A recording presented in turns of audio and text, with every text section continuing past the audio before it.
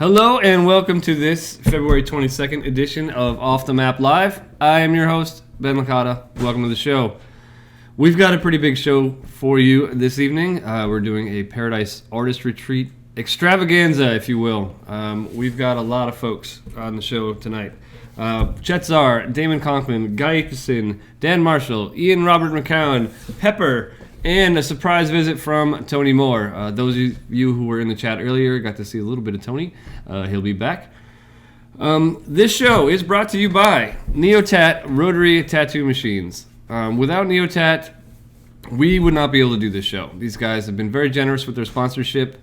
They're always good to us, and they've been working with us for a very long time. The Worldwide Tattoo Conference coming up in Portland. The tickets are on sale now, and they are actually starting to sell really quickly. You can go to worldwidetattooconference.com and get yours today. The rates are good right now. You should get them. And the Paradise Artist Retreat, which is why we are doing this show this evening. The Paradise Artist Retreat is just about sold out, but we will be giving a ticket away to a lucky viewer of this show. It's coming up at the end of March, beginning of April in Tamia, New Mexico, with all of our guests that are on the show this evening will be there. I myself will also be there. I'm really looking forward to it. There may be a few tickets left. We're really close, so if you've been thinking about doing it, don't wait anymore because time is running out. If you're feeling lucky, we'll tell you how to win tickets a little bit later in the show. So, our last episode, we had Derb Morrison and Josh Duffy. I hope you enjoyed it. If you didn't get to see it, we're going to run it right after this show. And if you don't have time to watch it tonight, you can go to our YouTube channel. Check it out. Go to tattoonow.com/YouTube. Subscribe to our channel. We'll let you know when new episodes go up. Please comment, rate it. We want to know what you think. Your comments are important. Tell us what you want to see. Tell us what you want to see less of.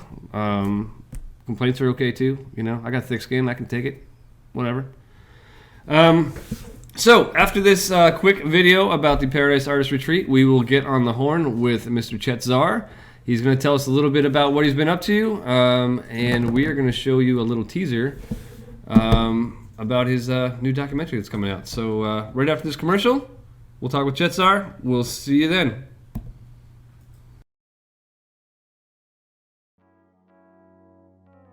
We're at a really pivotal point right now where we can all make a leap forward. In the modern age, that's where the floodgates of tattooing has opened up.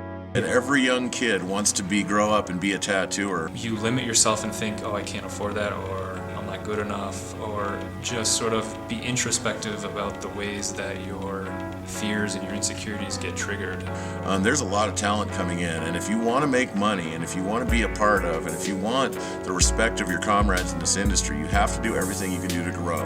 And no singular movement in the industry is more powerful at taking this creative energy and pushing it towards growth than Tattoo Now, Paradise Artist Retreats. And if you're not coming to these things, you're getting left behind. That's all there is to it.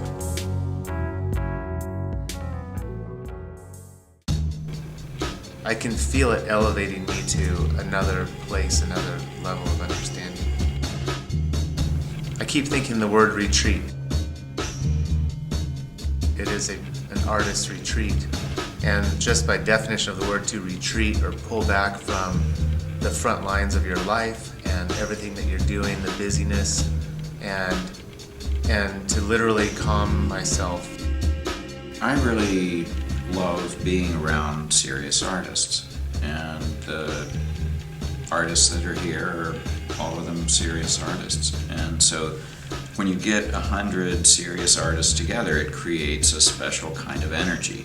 I'm so honored to be invited, and such incredible people and such a high caliber of artists that are here, because you've got people that are practicing their art every day. So busy all the time, and I do work every day, and I paint as much as I can at home, but to be in a space with other people doing it, in a in a place that's beautiful like this.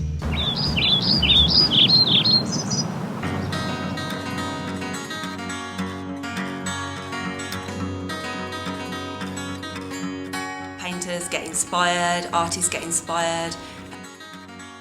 Yeah, if you don't do anything else in the year, then just go to one of these events. It's just amazing. Letting all these creative juices just flow together, and it's awesome. I've never experienced anything like this. It gives me hope for the future.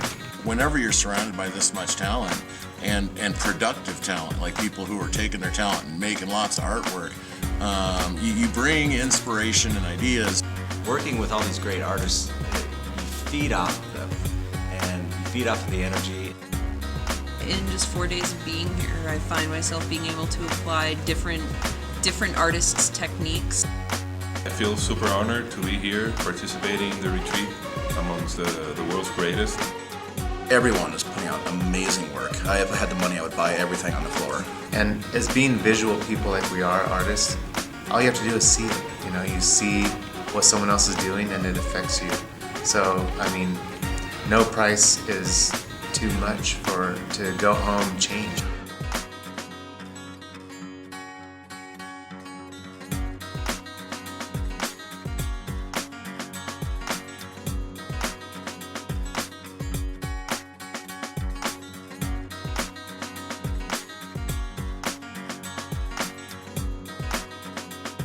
You need to be here. Come join us.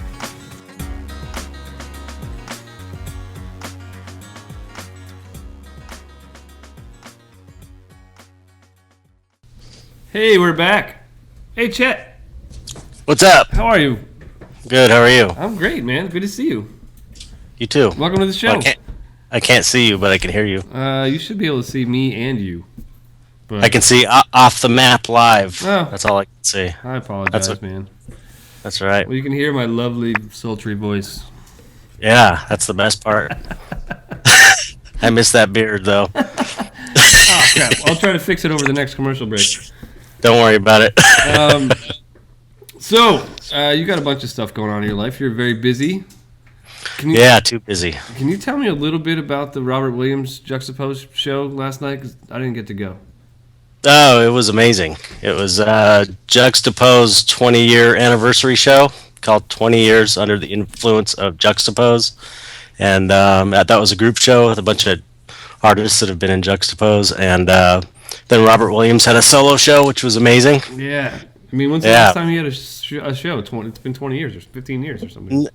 I don't think so. I think it was 3 or 4 years ago or something. I mean, him being on the West Coast, I don't ever get to see his work. Yeah, that's amazing. I want to try to get him to go to the artist retreat sometime. That would be amazing. You know, have him as the panel speaker would be wonderful.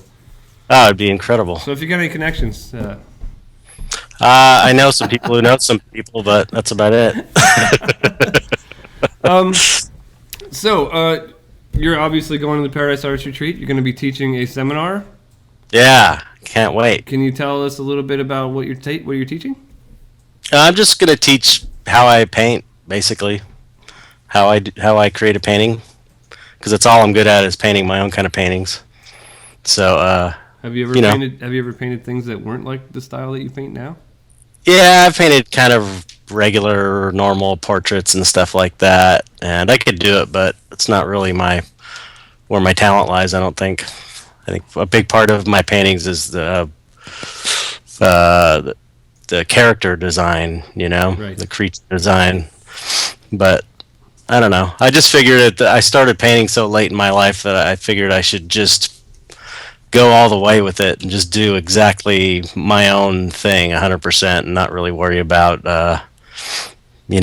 trying to be the best painter of the pinnacle of painting with economy of brush strokes, and you know what I mean. Yeah. Like I just figured I'd focus on my own thing, exactly what I wanted to do, just because my time's more limited since I started kind of late. Well, you do what you do very well, for sure. Well, thanks. I figure that's all anybody can really do nowadays, because everything's been done. Is the only thing you can really do is do your own thing, better than anybody else. I mean, it's the only thing you really have that's your own, is yourself, you know, and everything else has kind of been done as good as it can be done. Over and over again. Like the masters, the masters were painting portraits the same way people are painting portraits, rediscovering the paint portraits, again and again and again. Right. So you might as well just do, your own spin on it is the only thing that's different, and that's what you should focus on, I think. So have you been finding success with your dark art style of painting? Yeah, I'm making a living. That's good. I mean, I guess that's all you can ask for, right? Yeah. I can ask for more, but, Well, if you can make a living painting what you want to paint, that's pretty amazing. That's a tough thing to do. Yeah, it is. It is. Yeah, I'm lucky. Very fortunate. A lot of artists have to have another job to pay for their art. Yeah. I think if you're willing to just work really hard, you can manage. That's kind of what I do. So, Mike Correll has made a documentary about you. He did. Was that an interesting experience to have someone follow you around and make a documentary about your life?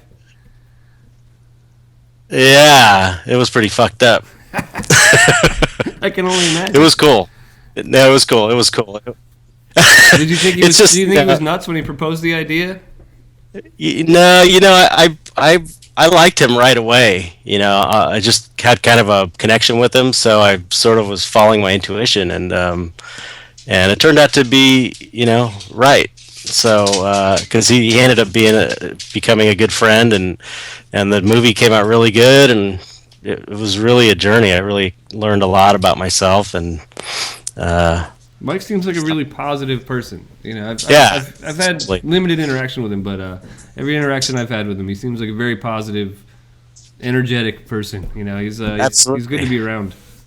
Yeah, he's one of the good guys for sure. So he's going to be doing a free screening of your movie at the Paradise Artist Retreat. Yeah, I think on the last day on Thursday. Yeah. Right? Yeah, at 4 p.m. I believe. Yeah, it's going to be the world premiere. I'm really, really looking forward to it.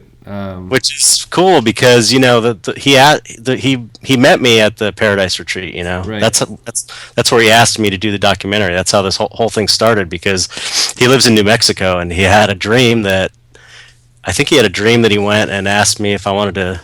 He either had a dream that he was doing a documentary about me, or he dreamed that he came down to ask me about it, and I said yes.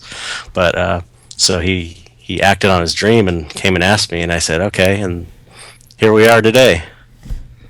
Well, this leads me to a great question that came in from the chat room. It says, "How do you feel about dreams? Do you think it's all think it's astral travel or just imagining? Are you a lucid dreamer?" I have had some lucid dreams. I've never been able to control it. I've had a lot of out-of-body experiences, and those are also things I haven't been able to control. But I don't really know what they are, what dreams are, what out-of-bodies are, and what lucid dreams are. I mean, who's to say if it's, say it's just all in your head. Maybe that's just as real as what's outside of your head. Sure. In some other weird way. Who knows? I think it could be just as real. We were talking about it the other day here. The memories that you create while you're dreaming are completely different than the set of memories you have than when you're awake. Mm-hmm. So you could be a completely different person, because you're kind of based on your memories. You are kind of a product of what you can remember. And if you remember, yeah, that's true. That's true. Yeah, well, if you think about it, if you think about the fact that dreams affect you, and so that's what you're saying, I'm guessing, right? Dreams affect you and change the way you are, so maybe they're real in that way for sure. I think so. It's a trip, man. I mean, there's way more that we don't know than what we do know. That's for sure. And I'm actually thankful for that, because if I knew everything, what's the point? Yeah, that's true. I want to learn things. I want to experience new things. Yeah. I don't think our puny brains can handle the truth anyway. So I've got a couple more questions from the chat room, and then we're going to show a little trailer about the movie, and then we'll come back with you, and we'll bring some other folks in. Sure. How do you balance work with personal life? I'm guessing they're probably pretty close to the same thing. Yeah. At this point, I've been married for 26 years, and my kids are adults, so it's easier now to just have work be my only life, pretty much, and that's just because that's just out of necessity that it has to be that way right now. But I don't know. I didn't get into the fine art thing until I my kids were old enough to where I didn't have to, really take care of them, when they were 13, 14 or whatever. Right. They're kind of self-sufficient for the most part. So, I don't really know the answer to that. Whatever your spouse and family can deal with, I guess. Luckily, my family was always really supportive of it, That's and good. so I basically anything that was secondary, like hanging out and doing fun things, I just stopped doing all that stuff just because painting, aside from painting, because that was kind of the ultimate fun thing for me. So I'm willing to give up all that other stuff. Were you more of a social person before you started painting all the time? Not really. I was more social than I am now, but it still wasn't very social in the first place. I had a regular job in makeup effects, so Right. I had coworkers and Sure. people I had to deal with, But being an artist kind of leads you to spending a lot of time by yourself in your own head anyway, so. yeah, absolutely. That's where I'm most comfortable, I think. So I'm going to ask you one more question, and then we're going to go to the trailer. Okay. You're a texture master, and I can attest to this. I've seen your work lately on that zombie thing you've been working on. The skin texture has been pretty great. Oh, thanks. You have any advice on skin texture, either in sculpting or painting, or both? Reference, I guess, would be the only thing I could say. I've working in the film industry, we're constantly using reference. And I think my whole background in painting really comes from my film industry makeup effects days. That's kind of my foundation for everything that I do now. And when you start a new project, there's always photographs on the wall of old wrinkly skin or elephant skin or insects or anything you're trying to recreate. So I collect tons of reference. And that's probably what I would recommend for texture. As far as how to paint it, I couldn't explain it here, but I think it's more about figuring it out for yourself, really. Sure. And for anyone who can't make it out to the artist retreat and you want to hear more from Chet, we're going to be also selling a streaming ticket so you can watch it from your own studio. So woohoo! That'll be cool. Yeah. I know me on a personal level, I have all kinds of photos of old people, like skin, wrinkly stuff. Makes people wonder a little bit, but some of my favorite things to paint are like kind of old gravity pulled skin. It's really really interesting. I think beauty is kind of boring. Well, I think things that are you see it everywhere too. Yeah, right. And I don't know. I not to say that. I think the monsters and stuff are beautiful in their own way, and ugly things are beautiful in their own way. I just think maybe traditional beauty is just kind of like, I don't know. I'm more drawn to things that people would think are ugly. Me too. Just like, even I don't know what it is, but if you look at autopsy books and see dead, rotting bodies, they have these amazing, beautiful colors. Yeah. It's weird if you can get past it is disgusting and everything, but when you can get past that, or even, when you see surgery happening on someone, video or pictures, it's just like these amazing colors and these crazy shapes. Yeah, Nick really Baxter has interesting. done a lot of paintings. Yeah, he's amazing. Those things are really grotesque. They're but and so beautiful. Good. Yeah. So we're gonna run the trailer for the new documentary, and then we'll come back and we'll chat with some more folks, and hopefully you'll stay with us. And we won't keep you too long. You can bail out whenever you want to, but all right. I'm hoping to have a good group discussion. So, all right. Sounds good. All right, man. So hang with us. We're going to run the trailer, and then we'll come back with you. Cool. Cool. Thanks, man. Yeah, See you no in just a problem. minute. All right.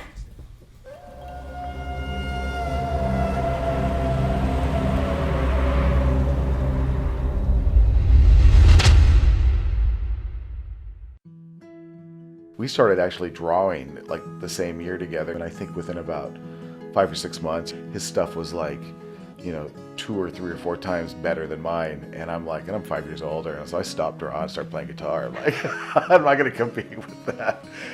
He was just messy.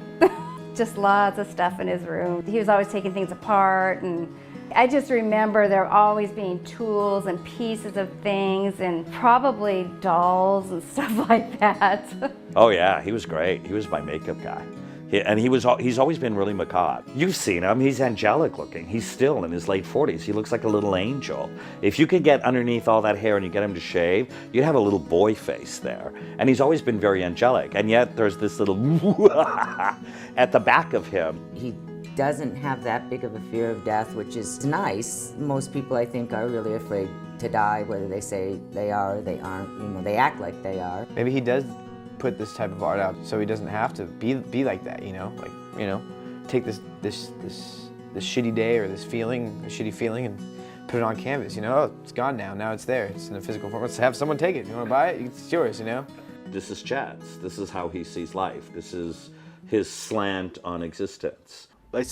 Sometimes I'll just, watch TV and look around and I think like, my artwork is the only appropriate response to this fucking insane nightmare we live in. It's so out of balance.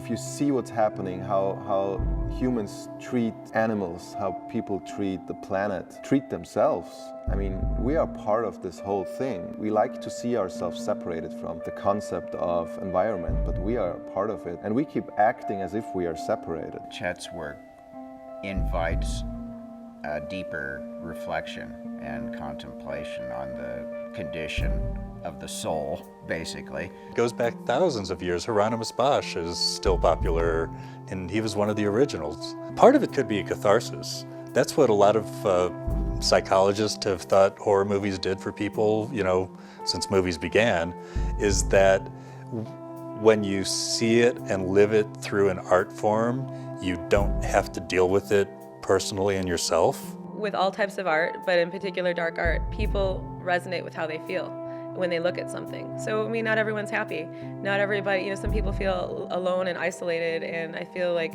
when you look at art that reflects that, you might, really embrace it because it reminds you of how you feel yourself, but also that you're not alone and that spaces like that are okay to explore and that it's a human condition. Actually, those dark artists are light artists because they shed light on those things we don't want to see. It's sort of like turning a light on in the dark closet to show a kid that there's nothing really there, there's just nothing to be afraid of. They're not something to be afraid of, they're something to be looked at and learned from,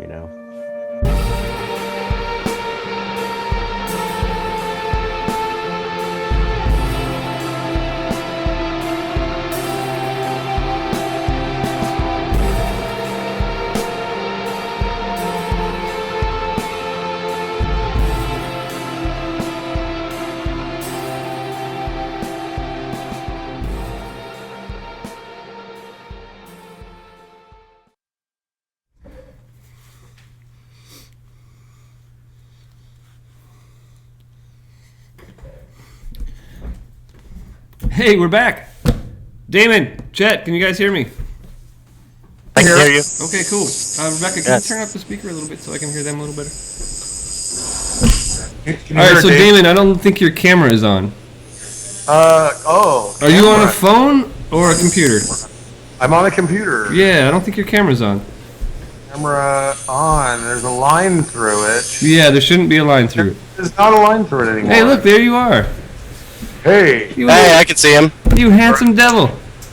Oh boy. 1 out of 2 ain't bad, right? It's good to see you. You trimmed your afro. It is now a half row. Yes. It's not the majestic tumbleweed that we just saw in the video.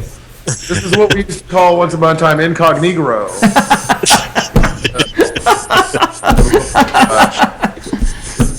That shouldn't be that funny, but it sure is to me.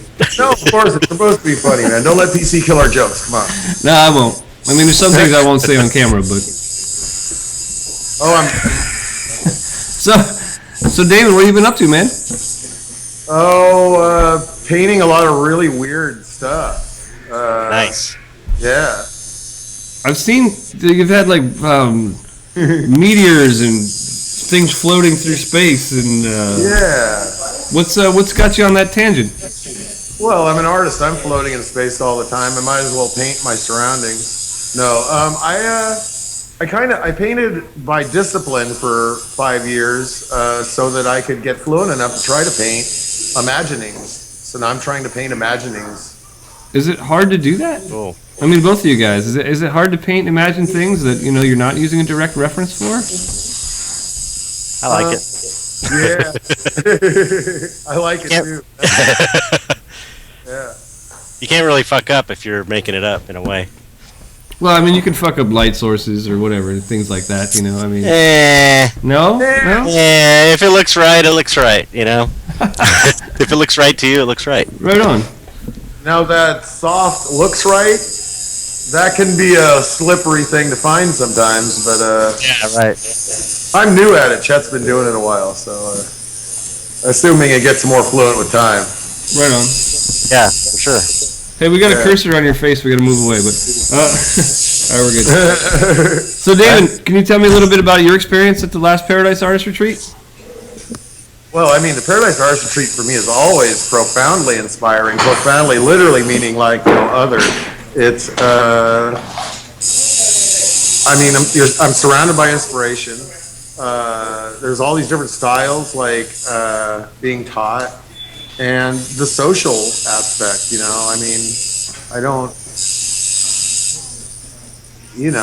It's like, how do you quantify having your mind blown the third time? How was that different the second time? But it definitely, it is fuel of inspiration and just fun. You just learn things you wouldn't expect to, which makes your artist path that much more than it could have been otherwise. Right on. Yep, I agree. And no assholes. What's that? No. Assholes. No assholes. I try to keep it to a minimum, yeah. Me too. I keep my mouth. Good vibe. Yeah, everyone's cool there. Turn down the asshole a little bit when I get there. Somehow, the asshole filter outside works. Yeah, I don't know. Whatever you guys are doing. Right? Oh, we got through, actually. So, Damon, you're coming out as a featured artist, right? So you're gonna have your own space up front. Yeah. Everyone's gonna be watching you paint. Last year, I think you were working on Coco, maybe. I don't remember what you were painting last year. Yeah. I was working on this. It was basically Coco's face was being used. She's dressed as Marilyn Monroe. Thankfully, not Marilyn Manson. And there's hummingbirds and birds and the bees, flowers in the trees, kind of a thing. Love at first sight is what it means. Right on. Being a dragon now, it's way cooler. I've got some questions from the chat room. Are you guys going to have artwork for sale? Yeah. Yeah? Yeah. I didn't even think about that. I guess I should. Yeah, you definitely should. I mean, Chad, if you brought some of your studies, I'm sure you could move I'll them. bring some studies. For sure. Yeah, some books and stuff. We're open to the public on the last day, so people come in from all over the place and come through and usually scoop up whatever they can find. Cool. What's up, Damon? Hey, what's up? What's that? Hi. I was, hey, Autumn, can you grab my pile of sketch from upstairs and bring it to me? I hope that will make sense, yeah. Trying to multitask, I'm bad at that. No, it's got to be done when you're running a busy shop. I'm telling you, hallelujah. So I can tell you guys are still using coil machines over there, huh? No, we just pumped that sound through the air so it sounds like an old-timey tattoo. Yeah. You waft the smell of green soap through the heating system as well. Right. No. We are. There are a good amount of old-timey machines being used. I only line with them, but whatever. So for people that are watching, if you guys want a chance to win a ticket to the artist retreat and join us there, go to tattoonowtv.com/PAR and enter your information. So yeah, we're giving away a ticket to some lucky son of a gun. Cool. Yeah. So we get to for all 3 days. Yep. Or 4 days, or how many days? 4 days. The whole thing. Hey, Autumn. This is my lovely assistant, Autumn. Show your face on screen. Hey, Autumn. Nothing else. It's something better to look at than me for half a second. Bend down so they can see your face. Hey. Look at her. See? Welcome to Off the Map Live. Chet likes you. Good. Don't stay too long. Chet will draw you as a monster, though. Be careful.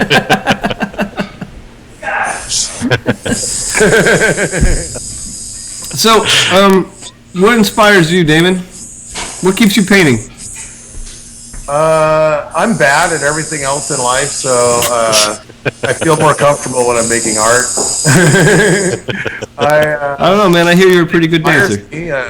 Bernini, bird in flight. But again, sunset. There's amazing sunset on the way in today.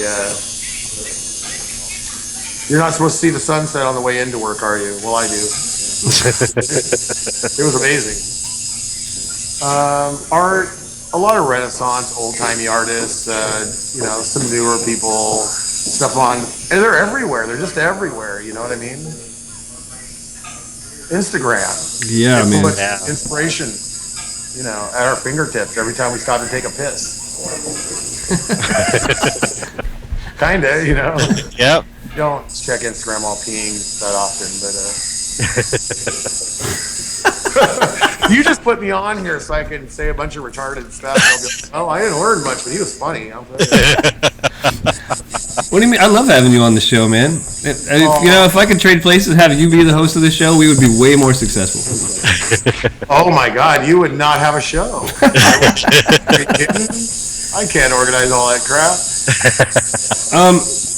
So we've had a lot of questions. People wondered how they can get what the best way to get some of their oil paints to the show. You guys have any tips, like practical tips of traveling with your stuff? Like wet paintings or just the paint materials? Paint, materials, wet paintings, anything you have to deal with traveling to get back and forth. Check your baggage. Put it in the checked luggage. Always, yeah. Yeah. Wrap it up in a few plastic bags so it doesn't leak, and put it in some dirty underwear and throw it in there and check the baggage. I love it. That is the way. I'm in some Pelican case and has a little thing. Yeah. That's how I do it. That's how I do it. Yeah. Yeah, I guess the TSA doesn't really want to go through your underpants. Yeah, I don't think so. Rotten socks. Yeah, perfect. Mine's just a bunch of old Ed Hardy stuff, so if they really want that many laughs, they can go for it. So how do you guys promote your work? How do we what? How do you promote your work? What do you do to get people out there to see your work? Just throw it on Instagram. Yeah. Usually in the middle of the night when no one's looking. Sneak it in there. That's it. Instagram, Facebook, and all that. Social media. Yeah. Do you think social media is taking the place of traditional magazines and things? Definitely. Yeah. Yeah. I mean, whenever I do a show at Copro Gallery, always takes an ad out in high fructose and juxtapose. Mm-hmm. But I think we get more people from just the social media, really, than the ads. Yeah, I mean, you have a much more targeted audience with social media. The people that are following you already are into whatever you're doing. So exactly, and it's free. It's amazing, and it's totally free. Yep. Yeah, free 53, my favorite. All right, so we're gonna start adding people to this conversation. We're gonna see who else is online, and it might get weird, but we'll see. Right. And if you're out of time, feel free to drop out of the conversation if you have to. I don't even know who's coming up next. Hey, we're gonna go to a quick commercial, and then we're gonna get some more people, and we'll be right back. My name is BJ Betts. Thank everybody for coming. I really appreciate it. My love for lettering has been way before I even started tattooing. I'll try and like keep it a little simple as far as like terminology for fonts and lettering, because I'm going to cover everything that I can, I guess, cover. And yeah, I guess I'll take it from here. Give me 2 good wheels and give me 1 good eye. Give me wide open spaces and clear blue skies. 2 wheels and I'm never alone. A tank full of gas and I may never come home. So I approach things in a pretty simple manner. When I'm laying out lettering, this is what I do. I start with a real loose sketch and just go on from there.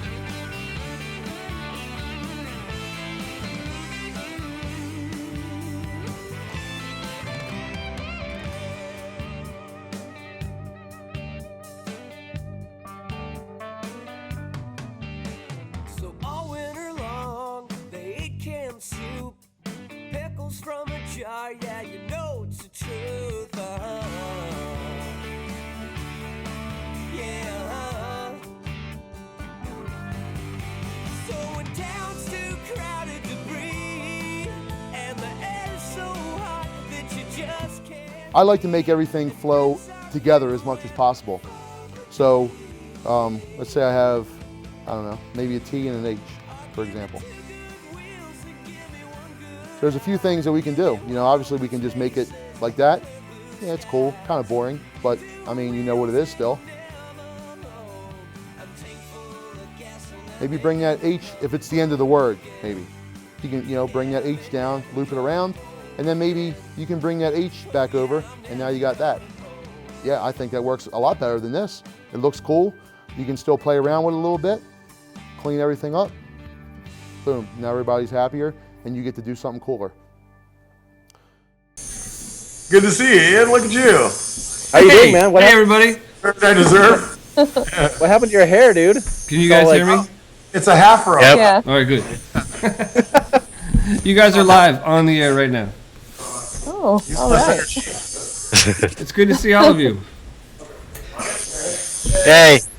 Hello. Hey, Pepper, how's your second ever Skype experience going so far? Pretty exciting, pretty confusing. I hope I'm doing it right. Well, this is going to be the best show to be confused with because so many people. 400 tonight, I mean, we should at least be done with the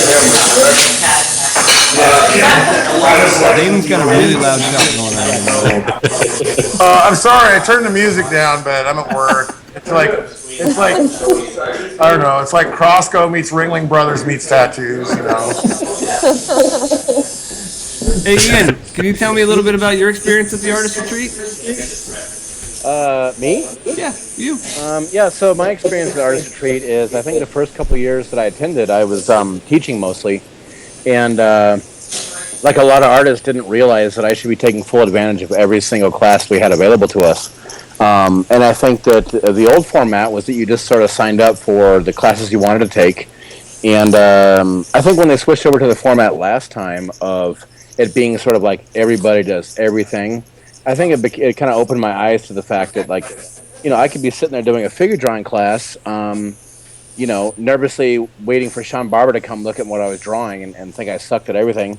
And I could look across the room and I would see all these other artists who I looked up to and admired doing the same thing, you know, and I thought it was super amazing to kind of get away from the idea that we needed to attend certain people's classes, that we should all do the same thing all the time, you know. So for me, you know, you could be sitting there around the fire pit every night and you would be sitting next to people whose work you had admired or personalities you admired, and it just really kind of brought us all closer together as artists. I know that sounds kind of cliche, but you know, that's how I felt about it, for sure. It's true. I don't think that's cliche. Oh, I'm sorry. Yeah. I really like the format that everyone has to get up and go to the same course, you know? Because you'll be in a room with a master painter and someone who's never painted with oil before. And it was great. Sorry, I missed it. Huh? Hey, Rebecca, can you bring them all up on screen?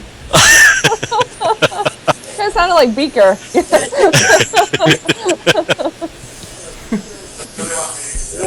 need somebody? So, Pepper, have you been to the artist retreat before? I had gone a couple years ago, but I was tattooing, and I did not get the chance to attend the seminars that I would like. So I'm very excited to come to this one in the next month. I'm very excited. Yeah, there's not going to be any tattooing unless you're doing it secretly in your room. No. Or hand poke down by the deer's hand or something. Secretly, tattooee knows. What's that, Damon? Not funny enough to be repeated, I think. Oh, okay. Fair enough. Not even the tattooee knows. It's so secret. Sneaking up on people and tattooing them? In your sleep? Yeah. Well, you know, Watson Atkinson's going to be there, so you never know what kind of secret tattoos might happen. You don't. This is true. Are you guys familiar with Watson? Do you know him? Yeah. I think I was on stage with him one time. He is an interesting man. The first time I met his brother, who's no longer with us. Right. He had a sign on he had a thing on his neck that said "Cold Turkey, no smokes, no drinks, no whatever." And there he is with a cigarette and a beer. I was like, I like to It's the thought that counts, right? You know? Yeah, well, you know. So, Pepper, how long have you been painting? Oh man, gosh, for as long as what I can remember. When I was younger, I was actually part of 4-H. Really? And there was a woman there, and she, yeah, she would paint like the chainsaws. Like she would paint on chainsaws, like different landscapes and whatnot. And I actually had the opportunity to go to her house and paint with her. And her name was Gail, I think, but she was who had actually got me started with oil painting. And I mean, it's been forever. Have you ever painted on a chainsaw? No. Maybe I should. A little tribute to Gail. You say her name was Gail? Yeah. So, I've seen you paint a lot.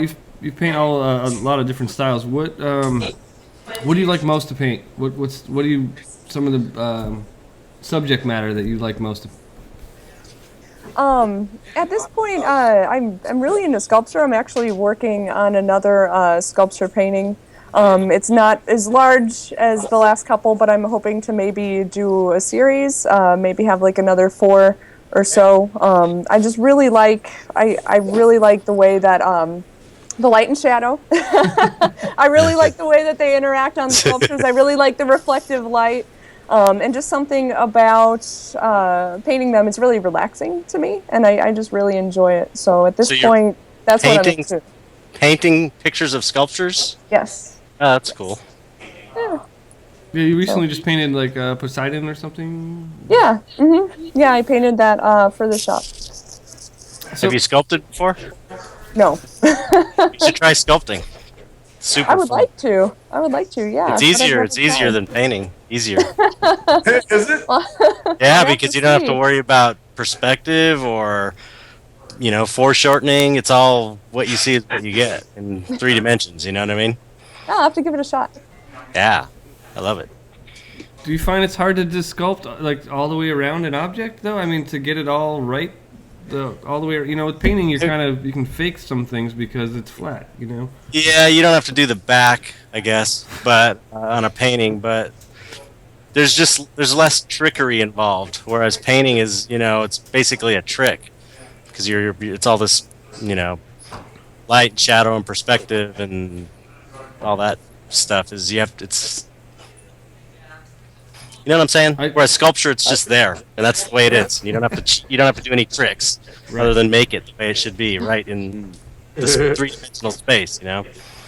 So it's good for painting too. I mean, you're just learning how light and shadow works, and all that business. Grant Standard's going to be doing some sculpting at the artist retreat, so maybe we could all sculpt together and kind of figure it out, right? Yeah, that'd be great. Sculpt question. How much does it differ in difficulty from modeling 3-dimensional in a computer, like in Maya or something like that? I think it's easier because you actually are touching it. It's that whole tactile thing, because because I've done both as well. And it's weird. Computer sculpting kind of smooths things out for you a little bit, you know, smooths off some of the rough edges in a way. You know, I've seen people sculpt in ZBrush, and that seems to be really forgiving for some reason. You know, I know people that can sculpt better in ZBrush than they can in clay, you know, so, but I don't know, I prefer the real deal. Yeah. I don't know. They're all fun in their own way, I suppose. Okay. Do any of you guys work digitally at all? I tried it for a minute. What? Yeah. Say what? Go ahead, Damon. I said I tried it for a minute, but it was just so the stylus seemed like weird, and like I was using something really like Procreate or something like that on an iPad. You know what I mean? Yeah. So it was just like not like a high level program. And I'd seen other people. I think that toured like Mr. Dist online. I think he pretty much was showing off like from the moment I ever came across him, and I was like, look at this dude, he's doing this amazing stuff, and doing amazing images that were so awesome digitally that of course his clients are going to pick up these images and say, yeah, I want it. Whereas I'm just like sort of this vague, like, I'd love to tattoo a face today, you know, and that provides nothing for the customer. So I tried it, and it just wasn't. I don't know if the tools weren't as refined, or I think I just didn't know the finesse that's involved. It's probably just literally takes a few hours of like YouTube tutorials, and I would have had just like even Photoshop. You spend like a few hours on a tutorial in YouTube, and you're going to pretty much know what you need to know to get going pretty good. And I think as in many things, I was just sort of like, well, this was whatever, and I didn't do it anymore. But I think it's awesome. I just haven't given it much more than that. How do you feel about the tactile difference? Because the stylus just kind of slides over glass, and paintbrush drags. You get used to it though. You get used to it. Yeah, and it's funny because the things that the deficiencies are made up for in the way that you can do things that you can't in a painting. You could do so much. You have to get in this mindset of digital and how digital works. And once you realize it's the workflow in digital, it's absolutely incredible what you can do. It's unbelievable. Just even being able to pull in like even just a second layer and decide on how opaque that is. I mean, that right there is just like try to pull something I got off in a painting, and it's like right. Never going to work. It's never going to. So I mean, just being able to do that, just two layers, and somehow say how they're going to interact. That's already opened up so much. Right. For me, just like in Photoshop, I do that. I'm like, hey, let me make this one layer opaque, and then all of a sudden I have a woman's face with a rose in it, and it's amazing. Mm-hmm. And there's your concept, So it probably has way more patience. I would think for tattoo artists especially, it's kind of the ultimate thing, the ultimate tool. I think I taught. Didn't I teach a Photoshop class? Yes. Yeah. Yes. But it wasn't every time I've taught a Photoshop class at the tattoo conventions. They're not that well attended, but I feel like they're probably more important than the oil painting classes, really, because you can do so much with it. You can apply stuff to oil painting. You can apply it to tattooing. It's really amazing. I hardly do it anymore, just because I'm kind of satisfied painting. But I was really into it for quite a few years, and it's amazing. It's really you can't The new hot thing with tattooers these days has been these Wacom tablets that you can draw on. Oh yeah. Those are expensive though. They're very, very expensive. But, they seem really cool. I mean, tattooers tend to have plenty of dough to spend on toys. So that's true. Write-off. Tax write-off, dude. Russ Abbott and Guy Aitchison are actually going to be doing a whole seminar on it at Hill City, all about the Wacom. Oh, cool. They're pretty cool. It's nothing I could put in my stable at this point, but I think they're pretty neat. Yeah. I'm sure you could do it with something else, but I mean, to be able to write right on the surface that you're working with instead of on a separate tablet, it's kind of cool. I tried it. I've tried it before, and it's great, but it's not $2,000 great for me. It's like, I'm so used to the little tablet that's off to the side. Once you get used to it, it's Sure. I don't feel like I need it necessarily. It's like a luxury. I see it as like a luxury. Right. Pepper, have you ever worked digitally? Yeah, I actually do a lot of mock-ups for my clients in Photoshop. I really like it. It's such a useful tool. I remember back when I first started, we had this lettering book if somebody wanted, like the big, like Old English lettering or something, and we'd have to go, and if they wanted it arced, I mean, we were pretty much fucked, because then we had to like trace it out and make sure the arc and everything was perfect, and then they'd go, oh, you spelled it wrong, or I gave you the wrong word, and then you're like, and 20, 30 minutes later, then you show it, they're like, oh, I don't think I want this at that point, and it's just maddening. And now it's like, okay, with the layers, I might do something, and there's a certain color palette I'm thinking of using, and I'll just kind of pop that in there, and I'll show them. And then if they're thinking something different, sometimes I might have another layer prepared with alternate choices, even with the different positioning. If somebody's like, well, it's sometimes you have clients that are very particular, and they just want to see it. It's like, even though they like what you did, they still just want to see you move something, which before, traditionally, I would just have everything drawn out, and it's like, okay, well, give me 45 minutes, and then I'll show you something different. And now I just presto changeo, move a layer. Okay, what do you think? And they're like, no, I liked it better the first way. And it makes things so much more efficient. It's wonderful. And it allows your client to still pretend like they have some sort of control.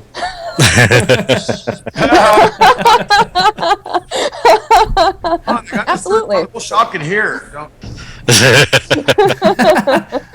Sorry, Damon. Everyone walks out.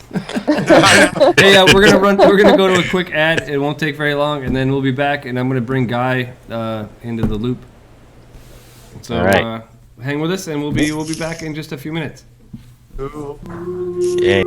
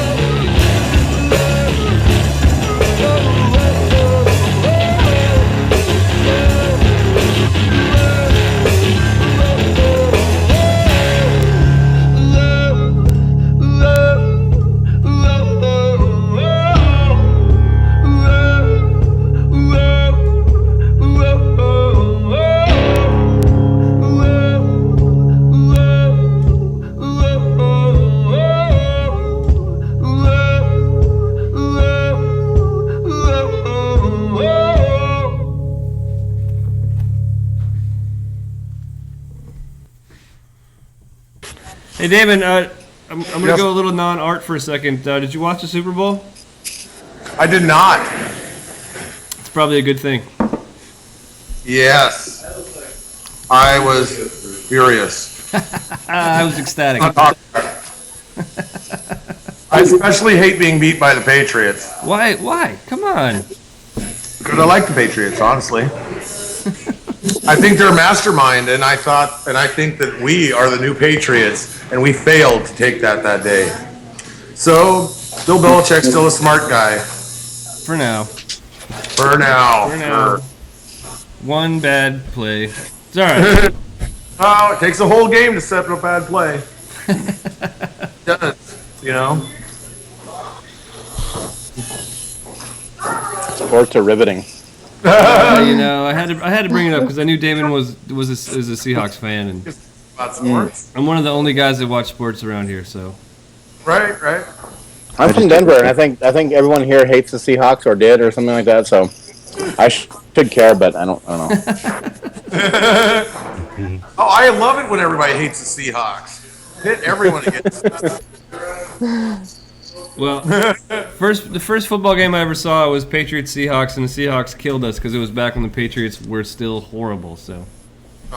Take that. I've hated the Seahawks ever since. Pepper, you're into sports, aren't you? No. You've been looking for border attached. You're just like growing or something. What? I said, can we talk about grass growing or something? Oh. Again, it's funny enough to repeat. You know. All right, more jokes. All right, run that clip of Damon singing Billy Joel. No! I'm just kidding. I'm just joking, man. I won't bring that up here. Oh, I thought you had me. I did more embarrassing stuff during that than sing Billy Joel. It's pretty good. I mean, I do have it, but I'm gonna save it. It sucks. Everybody appreciates not being exposed to it. It's no doubt. So Chet, I know you're a busy man. You got to take off. Yeah, I gotta get going. I gotta get back to work. All right, man. I will see you, as I'm sure all of us will see you at the arts retreat. Yeah. I'm looking forward to See it. you there. Hi, everybody. Thanks for joining us, man. I'll see you All soon. right. Yeah. I got about 10 more minutes myself. Okay. I got my client's being patient, but All right, Damon. It's cool. If you got to bail, you got to bail. Okie dokie. I've run out of like oranges to eat. They're all peeled and gone, so I have to go too sometime at Jesus some point. You know. Christ, people. Oh, those look good, Ian.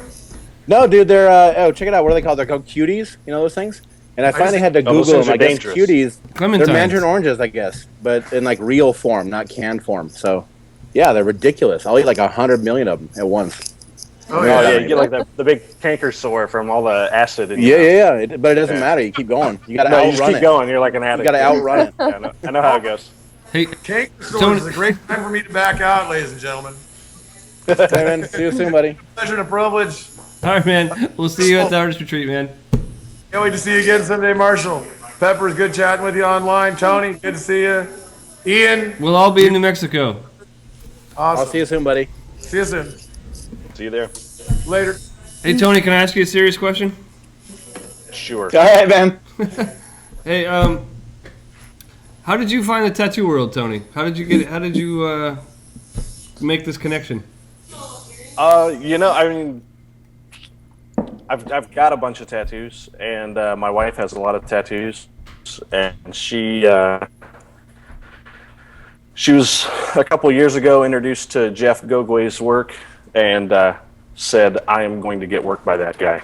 And so I just we set out about, trying to reach out to Jeff about getting some work done. And now we're about halfway through the process of getting our full backs tattooed. And, while we were there, talked to Jeff quite a bit, and we've become pretty good friends. My wife and I ran a couple half marathons with him. And, and so here we are. Do you find any parallels between the comic and illustrator life and like the world of tattooing? Are there any parallels there? It's practically the same thing. All of the frustration with clients that don't know what they want, or know too much or have like too strong opinions when it's not necessarily a great opinion, and all that kind of things. The internal kind of high school bullshit politics, like everything that I've talked to any tattoo artist about that kind of goes on in that industry is practically the same horse shit that goes on in I guess probably every art-based industry, or maybe every industry in general. I don't know. Maybe that's just life. Hey, Pepper, do you find that it's hard to be in a work for hire kind of situation? Tattooing. What's like illustration? Work for hire. It's mainly when you. How can I put it? It's mainly when you get friction. A lot of clients are really cool, and they come and they're open-minded, but it's more or less when you deal with the clients, like what Tony was saying, that thinks that they know everything or they think that they know best, when in reality with what they're wanting, it's just not going to work, or it's just not going to look good. It's like I'll sit down and have consults with people, and I can kind of envision what it is that they're wanting. We'll talk for like maybe about 20, 30 minutes, and I can picture it. And they don't have that type of vision. They need to see it. They need to see that it's not going to work before they can finally go, oh, okay, that doesn't work. Let's go with what you're thinking. And it's maddening. I wish I could just kind of mind meld, to take what I'm seeing and be like, well, this isn't going to work. Let's go this way. And it would save a whole bunch of time. It's hard to say, like, yeah, we could do that, or we could do something that doesn't totally fucking suck. It's really hard to say that. You gotta not split hairs. I mean, exactly. Be really diplomatic about it. Yeah. I've gotten less and less diplomatic as time goes on. Yeah, I've gotten to the point where it's like, your idea really sounds awful. So if you want somebody to do that, I'm not that guy. And that's. How long in your career does it take to get to that point where you can be like, you know what, really, you don't know what the fuck you're talking about. Just trust me on this one.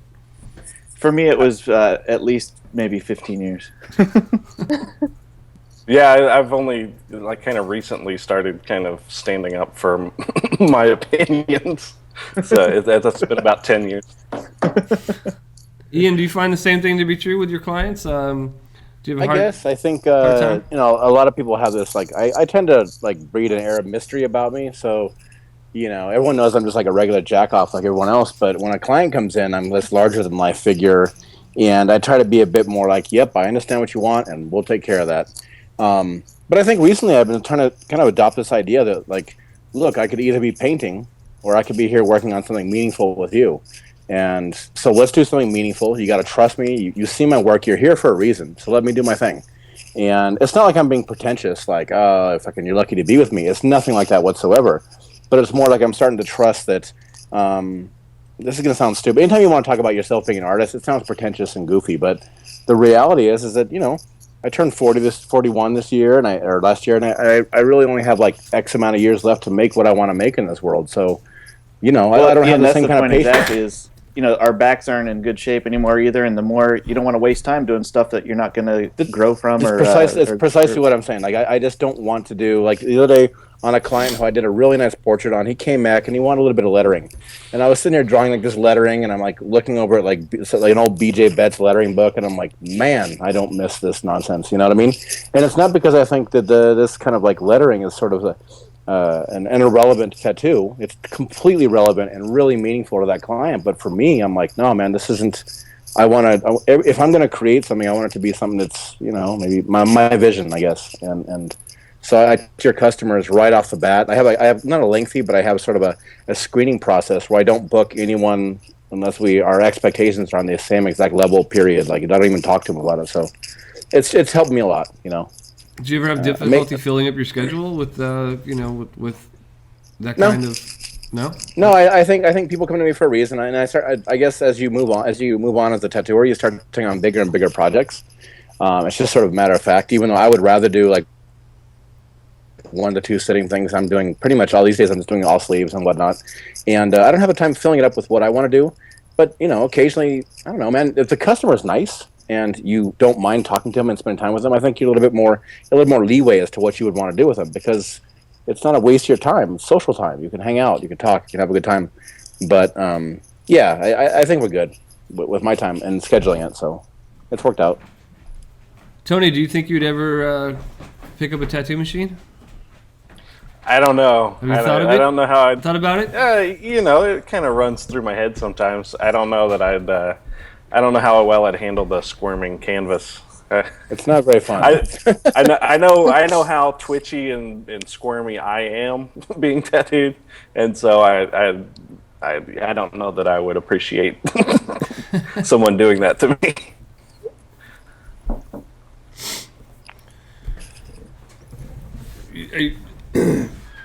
Do you find that in your illustration world, you can, now that you've been very successful, you can kind of push your ideas more with what you're doing, or are you still trying to create someone else's ideas?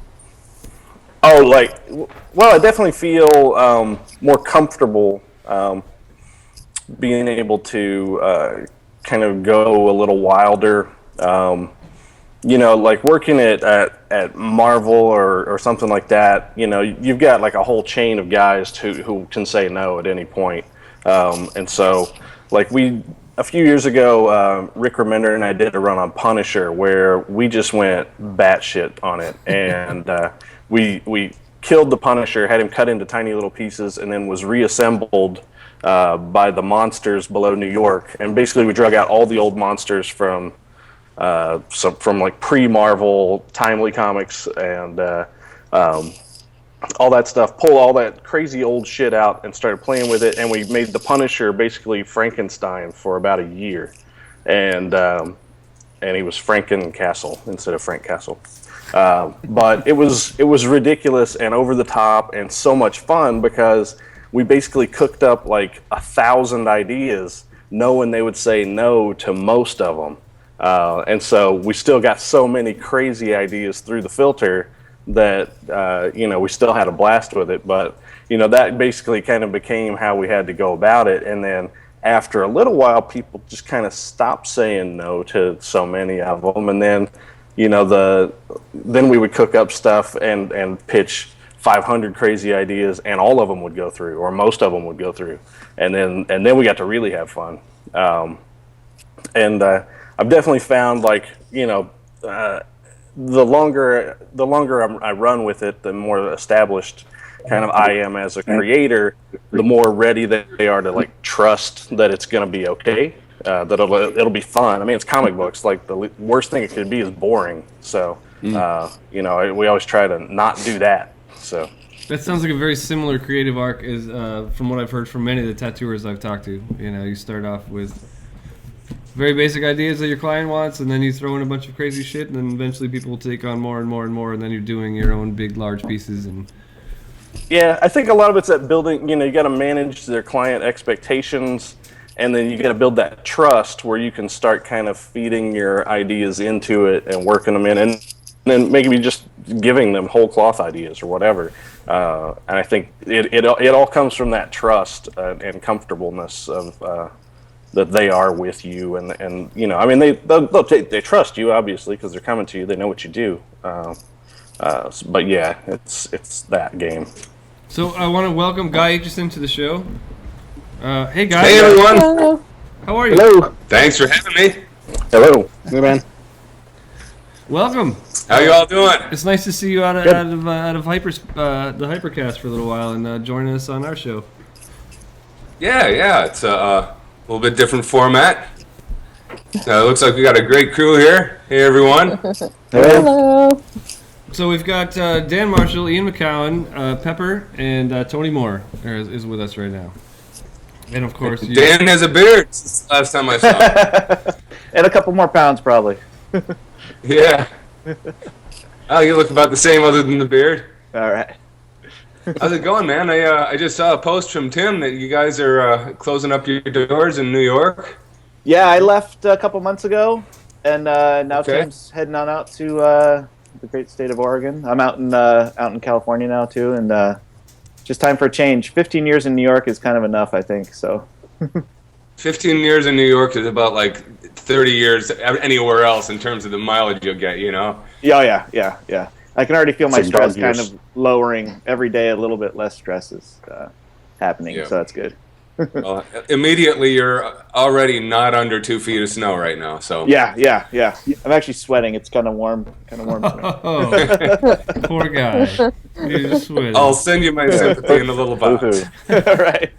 Hey, Guy, can you tell us a little bit about the experiences that you've had at past Paradise Artist retreats?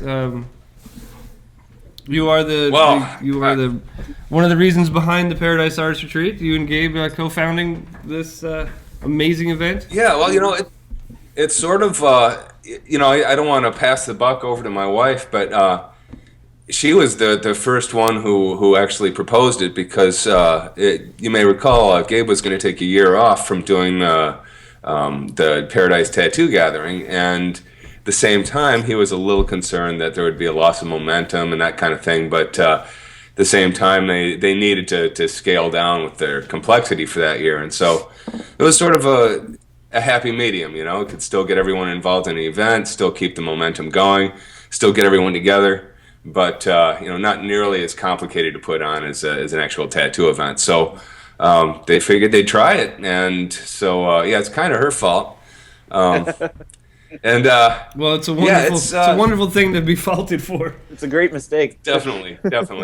And you know, I mean, throughout the years we've been involved in a variety of different events, just artist events that have been either, you know, parallel to tattoo conventions or what have you, where, you know, people would show up and paint, and that was kind of the seed that this was built around.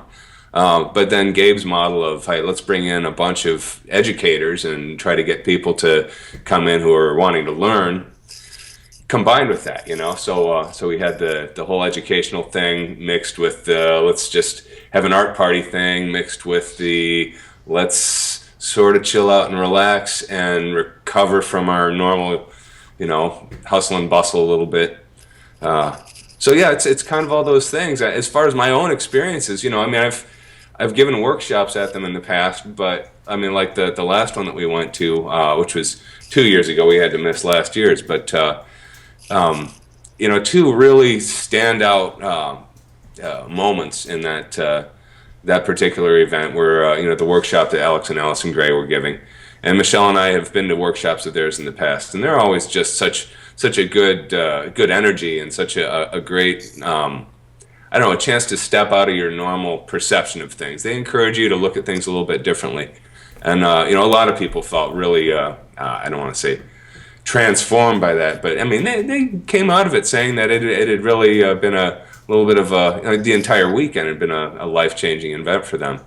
The other one, which just singularly stood out, Sean Barber had a late night alla prima session, and of course, Ben, you're going to remember that one because you were sitting in the middle of the room with everybody staring at you. But that was just so awesome, you know. I mean, the level of artistic energy in that room, I don't really think I could describe it without you actually being there. It was, you know, watching Sean buzz around from canvas to canvas and give everyone personal attention. Every single person in the room was packed. Every single person got personal attention from Sean. He sat down with them. He listened to what their concerns were. He gave them pointers. That was an amazing thing to see. You know, it was. So that's actually part of what's inspired my the workshop I'll be giving this year is what Sean did. So I'm doing a kind of a 2-part workshop. So Wednesday night, Wednesday the 1st, the last like regular scheduled evening slot, which is from I think 6 to 8 or 5 to 8. We'll be having sort of I'll be doing a demonstration and, you know, showing some slides, you know, the standard seminar kind of format for the first half or so of it, and then the latter half I'll be helping everybody get their canvases laid out, you know, basically demonstrate some methods for laying things out, transferring things onto your canvas, you know, really basic nuts and bolts stuff. A lot of you may already be familiar with these things, but I've got, you know, my own twist on going about it, you know, the idea of creating something with extra dimension to it. That's the whole push behind what I'm going to be teaching.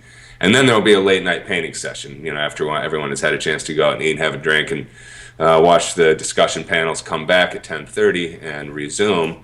And we're going to go into the wee hours from there. And yeah. I'm looking forward to that. Everyone will put a brush to canvas. Hey, everyone else that's here, Dan, Ian, Pepper, Tony, do you guys think you'll be sitting in on Guy's class and maybe doing some things that you don't normally do? Absolutely. Oh, for sure. I'm totally not a night owl, but I'm going to give it my best shot. So we'll see. I'm gonna usually sleep by 10, but I think I'll probably try and stay up a little bit. 10. I'm up at 6. I gotta go out early and catch the fog out here in the morning. So. Okay. Yes. All right. So maybe you guys can do the morning landscape painting stuff. I mean, I know Dan, you are anyway, but I think it's the last day anyway, so I'll probably have like 1 or 2 people in the morning. No, that's not true. I think the idea is to sleep very little and just stay up for all of it. Yes, I highly recommend that way of doing it. It's frenetic art how I live my life energy. It's why sleep when there's so much inspiring stuff going on all the time? You can sleep when you get home. That's right. Or when you're dead, either way. Or when you're dead. I don't want to talk about that. From lack of sleep. Hey, Pepper, what other mediums do you work in other than paint? I mean, other than paint? I'll do graphite every now and then. I really do prefer just oil painting. I really haven't expanded that much at this point. I've been comfortable with those two, and I just kind of stick with them. Right on. Hey, we got to take oil paint is such a universe. We have to take a really quick break because we're giving away a ticket. So I'm going to tell everyone that's watching to sign up. Go to tattoonowtv.com/PAR. Sign up now because we'll be drawing the name during the network news section, which will be coming up very shortly. And we're going to call these people live on the air. We're going to take a quick break with an ad. Please, everyone, stay with me, and we'll be right back.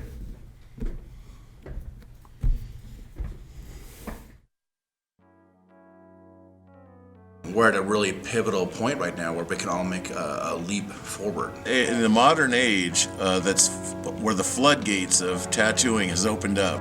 And every young kid wants to grow up and be a tattooer. You limit yourself and think, oh, I can't afford that, or I'm not good enough, or just sort of be introspective about the ways that your fears and your insecurities get triggered. There's a lot of talent coming in, and if you want to make money, and if you want to be a part of, and if you want the respect of your comrades in this industry, you have to do everything you can do to grow.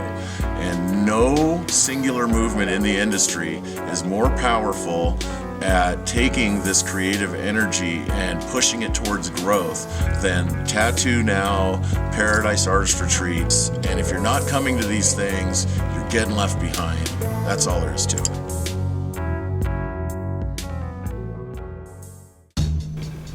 I can feel it elevating me to another place, another level of understanding. I feel like they're talking all kinds of stuff. I keep thinking the word retreat. It is an artist's retreat. And just by definition of the word to retreat or pull back from everyone on the Skype, front lines of your life. We're running an ad and everyone can hear doing the busyness and to literally calm myself. I really love being around serious artists, and the artists that are here are all of them serious artists. And so when you get 100 serious artists together, it creates a special kind of energy. I'm so honored to be invited, and such incredible people and such a high caliber of artists that are here, because you've got people that are practicing their art every day. So busy all the time, and I do work every day, and I paint as much as I can at home, but to be in a space with other people doing it, in a place that's beautiful like this.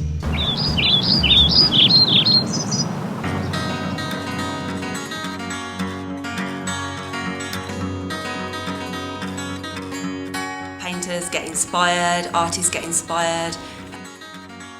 Yeah, if you don't do anything else in the year, then just go to one of these events. It's just amazing. Letting all these creative juices just flow together it's awesome. I've never experienced anything like this. It gives me hope for the future. Whenever you're surrounded by this much talent and productive talent, like people who are taking their talent and making lots of artwork, you bring inspiration and ideas. Working with all these great artists, you feed off of them, and you feed off of the energy. In just 4 days of being here, I find myself being able to apply different artists' techniques. I feel super honored to be here participating in the retreat amongst the world's greatest. Everyone is putting out amazing work. If I had the money, I would buy everything on the floor. And as being visual people like we are, artists, all you have to do is see it. You know, you see what someone else is doing and it affects you. So, I mean, no price is too much to go home and change.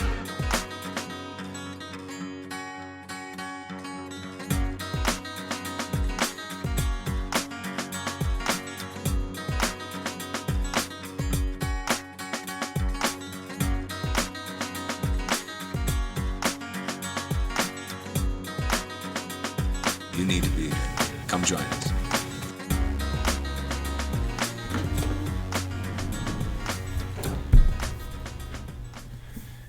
Whoa! Everything is jacked up. I'm upside down. I see some really crazy pixels, so we're going to try to pick a different shot. Maybe a Skype shot. I don't hear anybody. Hey, Pepper, can you hear me? Supposed to be quiet. Yeah. All right, we're back, Yeah. you guys. My camera's a I little can see jacked, so we're everybody just going to now, stick with which a is Skype nice. shot for now. I'm going to ask you each one more question, and then we got to kind of wrap it up because we're running long, and then maybe we can chat a little bit on the next show. You know, I know that Tony's willing to come back. Each of you, what are you looking forward to most for this Paradise Artist Retreat coming up? And we'll start with you, Pepper. I'm looking forward to being around such a variety of artists.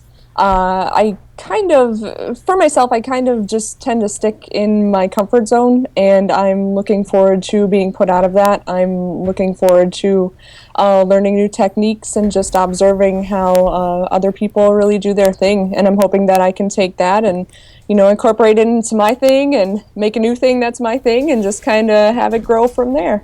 Awesome. Yay. Dan Marshall, how about you?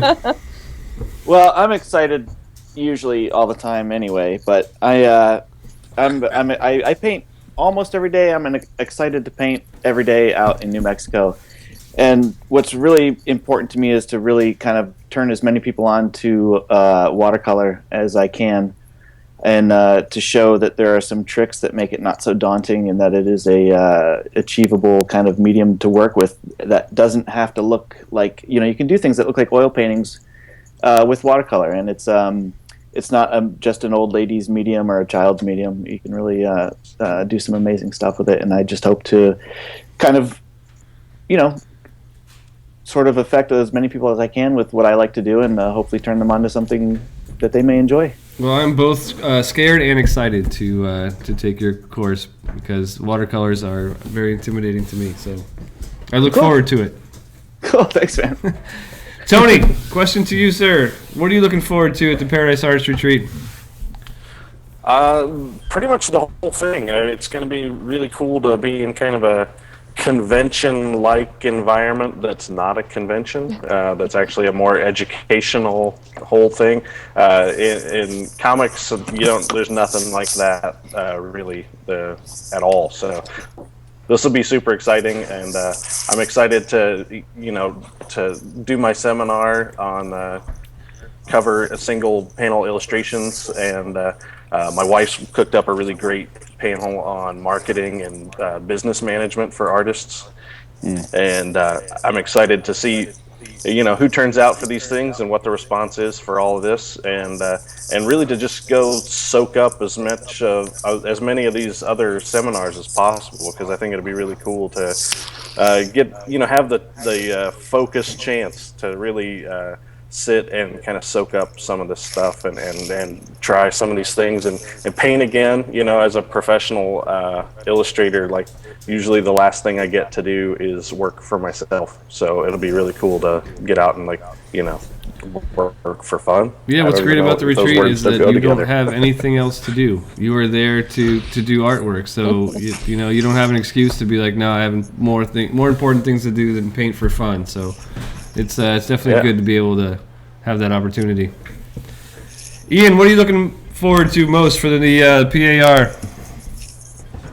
Let me think. I don't know. I think last time I went, I didn't partake in all of the different seminars, and I'm actually looking forward to that this year. I think a lot of us kind of tend to kind of favor what we're good at, because you always want to put your best foot forward. And I think this year I'm going to try to set my ego aside a bit and just kind of dive into every single seminar I can take, whether it's getting up early for the landscape plein air stuff or it's staying up late. I think I'm just going to try to do everything, because I found as I get older, the more receptive I am to different ideas and different approaches, the stronger it makes me all around, you know. And even if it's something that I don't put into my own work, if it's something that I don't actually use for my own art or whatever, it's definitely something that I can impart to an artist who might be talking to me about something, and I'm like, oh yeah, well, I learned this there, and this might help you. Just really jazzed on the idea of this sort of momentum we've got going of teaching in the tattoo world, and the art world and tattoo world sort of forming a nexus in this happening, because it's just really opened up my eyes to, what's your legacy going to be? And I think teaching other people to do what you do, especially when it's this non-secret art form called art. You know, art is not a secret. Nothing we do, we created. They figured out how to paint 400 years ago, and we've just been kind of riding the coattails of that ever since. So I just think it's great, and I want to be a part of that as much as I can, you know, whether it's helping the person next to me to pick a color, or whether it's listening to somebody else teach me how to properly do whatever. It's just awesome. It's really cool, and I don't know, I get a lot out of it. So yeah. I look forward to seeing you there, man. I'll bring that drawing. I have it downstairs. I could run down and get it. You'd probably be mad at me. It's been like a year and a half that I owed it to you. But yeah, it's been a while. It's all right, man. I'm a hoarder. If you were to look around me, these are all like paintings that are supposed to be shipped out already, and instead I just keep in my bedroom, because I'm not ever going to ship your paintings to you. No, I'm joking. Everyone gets their paintings at some point. Well, I mean, you can put that tiny one in your pocket and bring it to the retreat. That would be awesome. I'll bring you one of mine. Oh, well, that silence is uncomfortable. Totally froze up. Hey, Guy. Yes. Last but not least, sir, what are you most looking forward to at this Paradise Artist Retreat? Maybe it's watching our 4-year-old try to paint the landscape outside. Yes. But that, and I'm just looking forward to sitting in on as many of the classes as I can, like Ian was saying, just as that was so great last time. And the workshop I'm giving, I'm super psyched about. It's going to be the first hands-on workshop I've ever given. I mean, I've given, probably a couple hundred seminars in my time.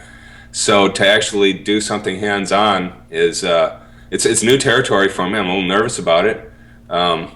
But I'm going to have fun with it, I'm going to try some new things. I'm going to turn some people on to some new music, some new methods, some new everything. I'm going to really try to make it a singular experience. And I think that, so far I've had a good response to it. I just really announced it, officially today with with a newsletter and blog. And already people are starting to ask about it. So, I get myself ready for that. I'm excited about the whole thing. I don't know.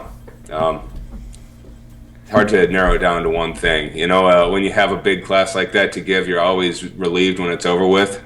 But at the same time, it's probably going to be one of the most different things I'm going to be doing all year. So that's exciting. Well, I'm looking forward to seeing all of you guys at the Artist Retreat this year. I think it's going to be a great time as usual.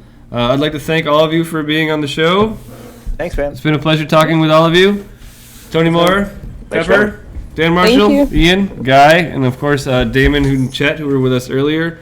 I think Tony might join us next week. If any of you folks want to join us, that would be great as well. I'm always happy to talk to you guys. Awesome. Thank you so much for being with me. And Thanks, Ben. Ben, thanks for having us. Hope the rest of your evening is great. See you guys. Take it easy. Bye, guys. So we're going to play a quick ad, and then we'll be back with the Tattoo Now Network news.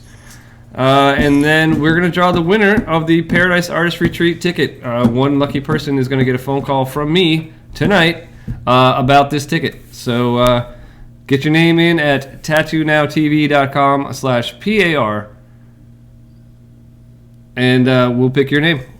And hopefully you'll win. And we'll be back right after this ad. See ya.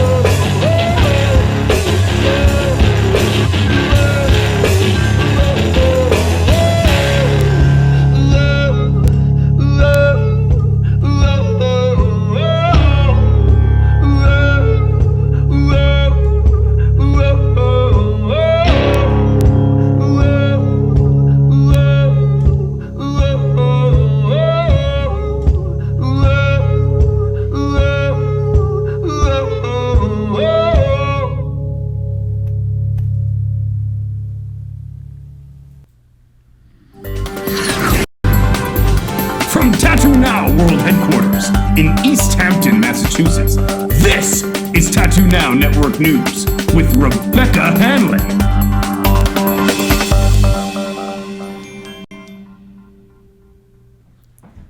Welcome back, everybody. Nice to see you again. Happy to be back with all of you.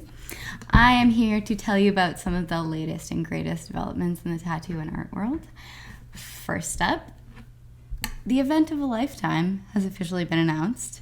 The Venetian Tattoo Gathering is coming to us in 2016, April 29th to May 1st in Venice, Italy.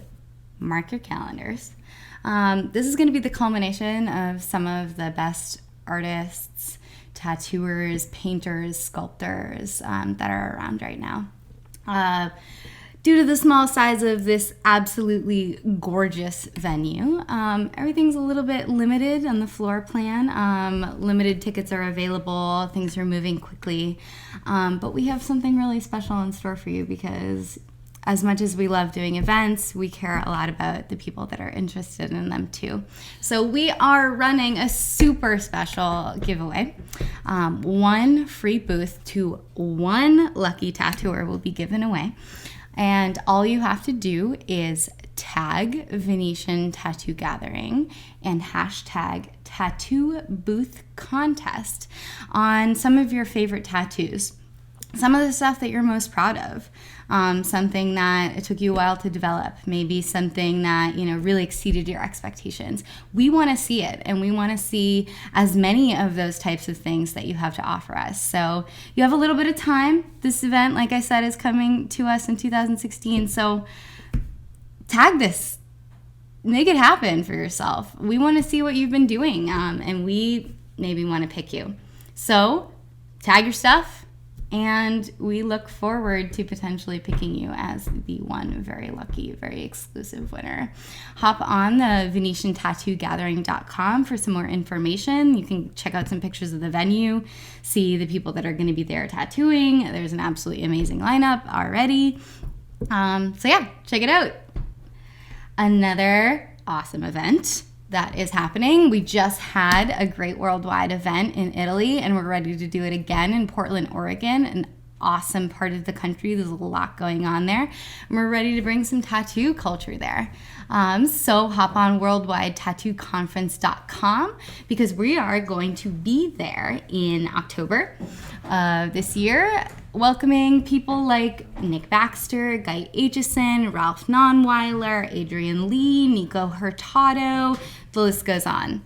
There's really a lot of people that are going to be tuning in for this. So join us. Come there. Tickets are surprisingly already like popping off. People are getting them because they know it's going to be such a killer event. So we urge you to join us there because we're excited to see you. Stay tuned because there's going to be more people and more seminars and more talks announced as we get closer to the event. So like I said, go to worldwidetattooconference.com and stay up to date. Moving on.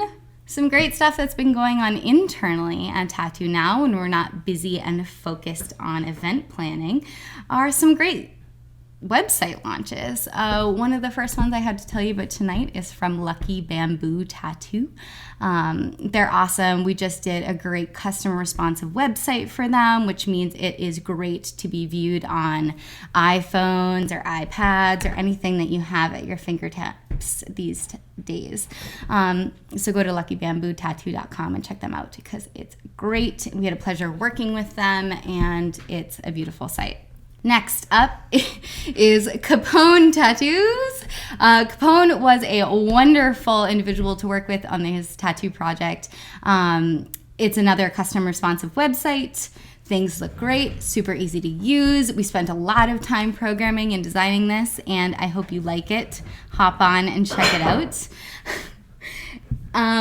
You know, scaling it back a little bit, you know, you don't always need to shoot for the moon, but sometimes you do, and that's okay. So we also offer basic websites, which is great. It's super accessible, and you can always build it out to your liking down the road.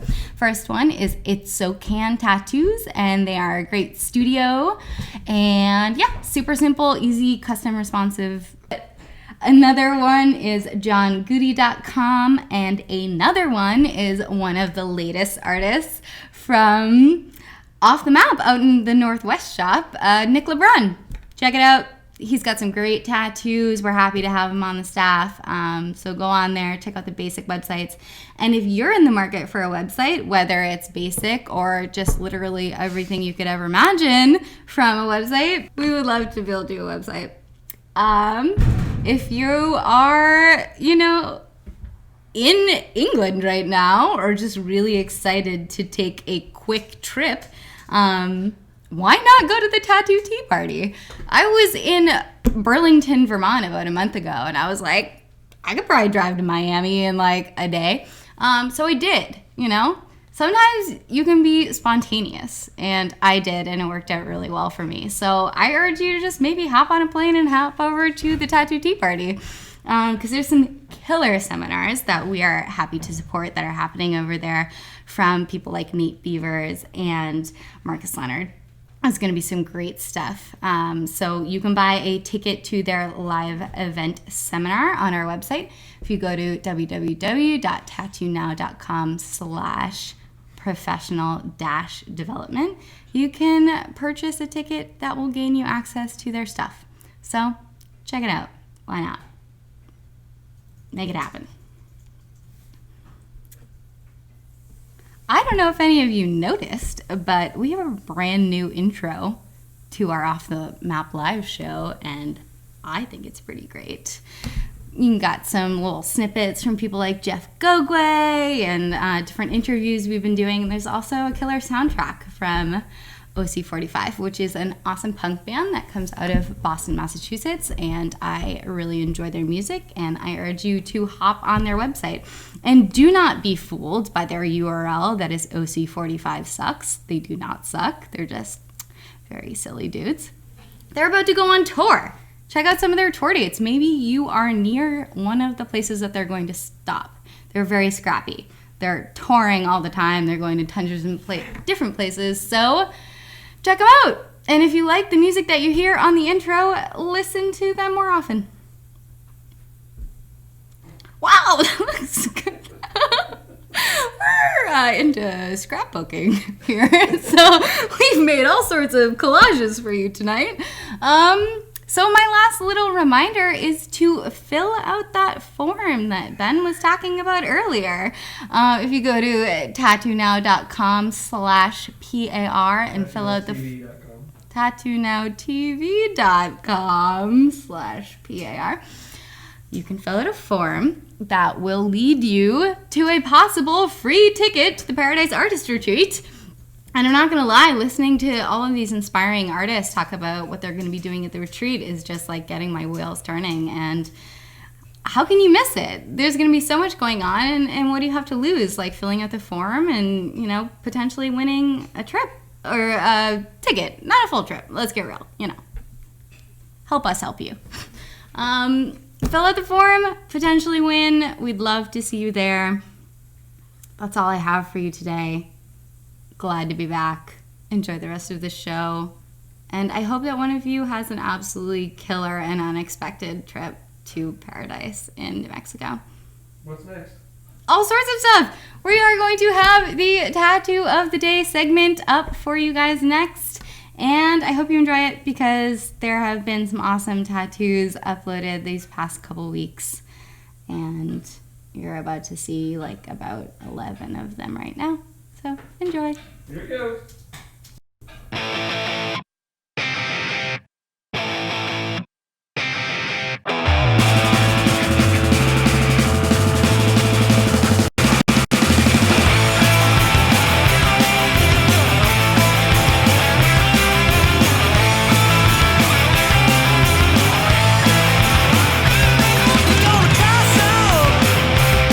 You're gonna try, but you can fool me, 'cause I'm sacred.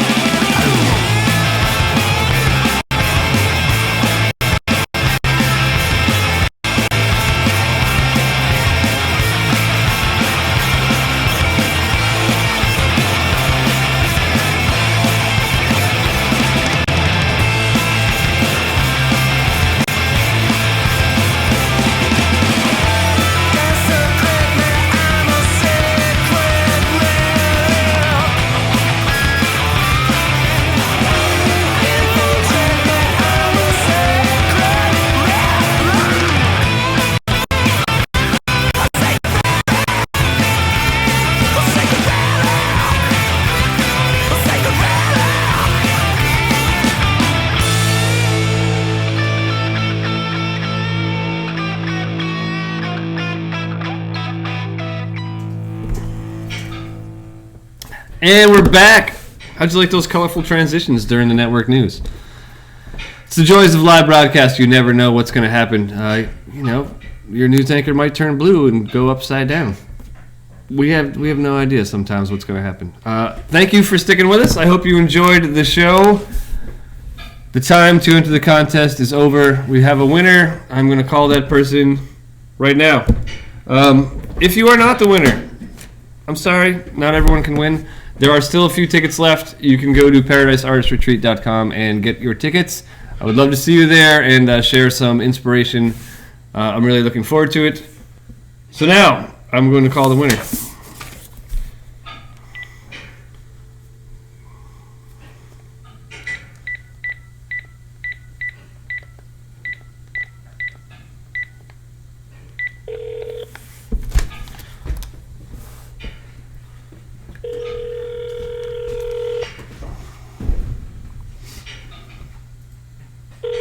I hope they answer. Hello? Hi, is Ben there? Yes, speaking. Hey, Ben, this is Ben from Off the Map Live.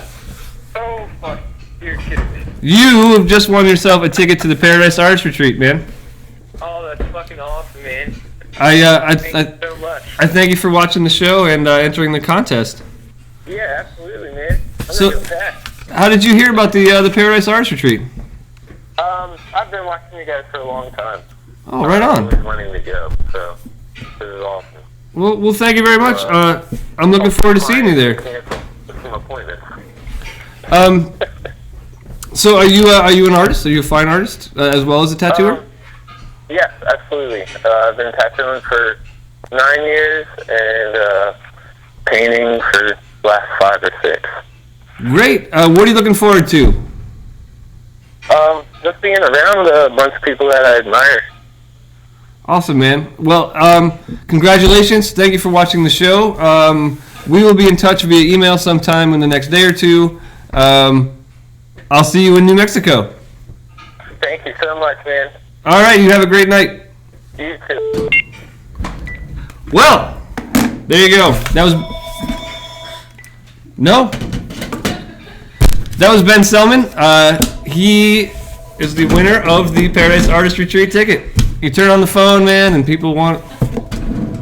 You know what?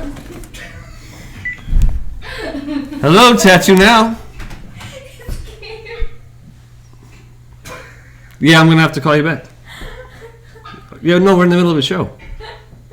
No, it's great. Yeah, all right. Bye, Mom. See you. You never know what's going to happen on live TV. Congratulations to Ben Selman.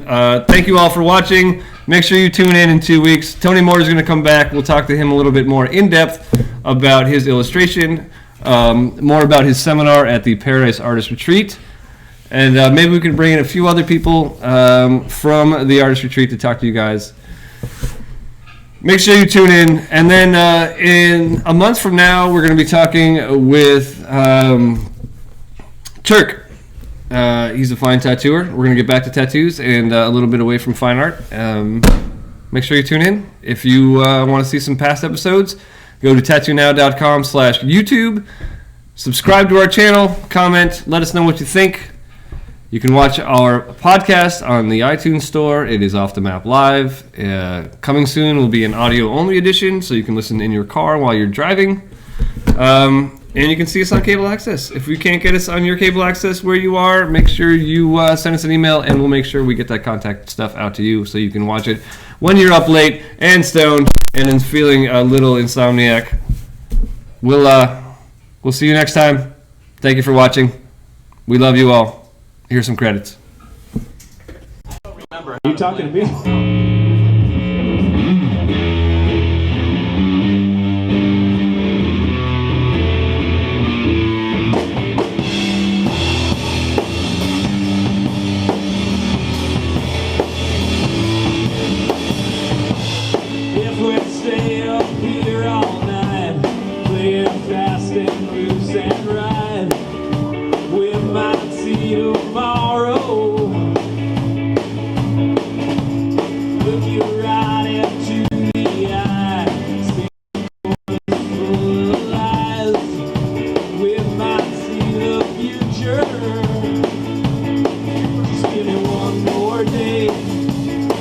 make it all okay.